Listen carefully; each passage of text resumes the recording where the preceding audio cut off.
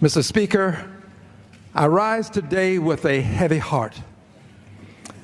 I rise today with a sense of responsibility and duty to the people who have elected me, a sense of duty to this country, a sense of duty to the Constitution of the United States of America. I rise today, Mr. Speaker, to call for the impeachment of the President of the United States of America for obstruction of justice.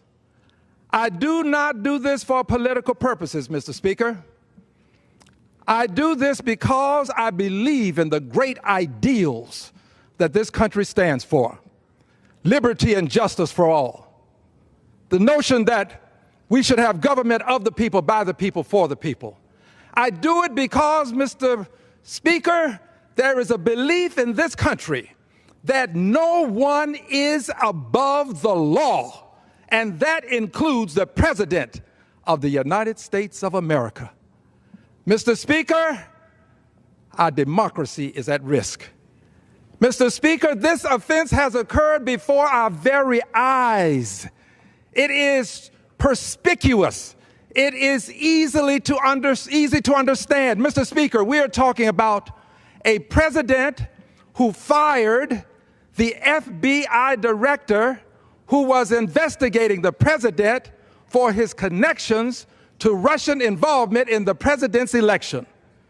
Mr. Speaker, this is not about the president firing the FBI director because he was investigating someone else. It's because the FBI director was investigating the president himself. And after firing the director, he went on to let us know that he considered the investigation when he fired him. And then he tweeted language that would be intimidation or a warning, an admonition, very strong to say the very least. Mr. Speaker, we cannot allow this to go unchecked. The president is not above the law. It is time for the American people to weigh in. Mr. Speaker, the American people are a part of this democracy. This is a participatory democracy. The American people don't participate on election day only. The American people participate daily, and this is your day to act. This is your day. I'm speaking to the American people. It is time for you to act. It is time for you to let us know where you stand. I've seen a poll that indicates that a majority now of those who are being polled are for impeachment. And I've seen another poll that says a plurality of those. Whether it's a majority or a plurality, let's let the American people weigh in. The American people should speak up, speak out, stand up so that we will get a sense of what the American people want. This is not something to be taken lightly, and I do not. I think that this is one of the highest callings that a member of Congress has to address. I believe that this is where your patriotism is shown, where you demonstrate to the American people where you really stand. So I take this stand. It's a position of conscience for me. And I have not talked to another person in Congress about this.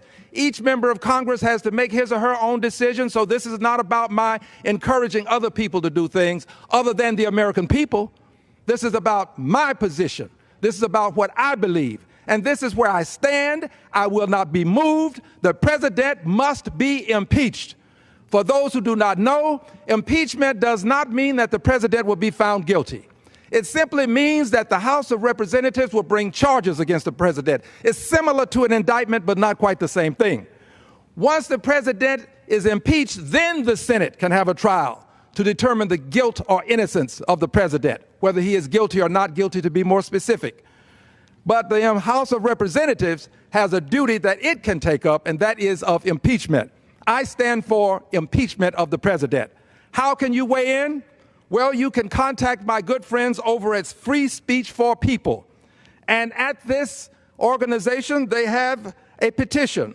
The petition would allow you to weigh in and become a part of the nearly 1 million people who have already said the president ought to be impeached.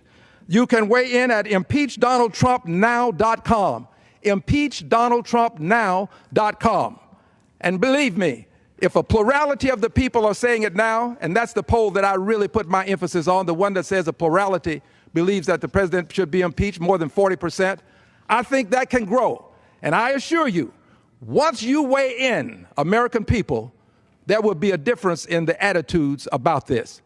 I want to thank you, Mr. Speaker, for this opportunity, because but for this opportunity, you might not hear my voice. I am a voice in the wilderness, but I assure you that history will vindicate me. I assure you that righteousness will prevail. I assure you that no lie can live forever and truth crushed to earth will rise again. I yield back my time.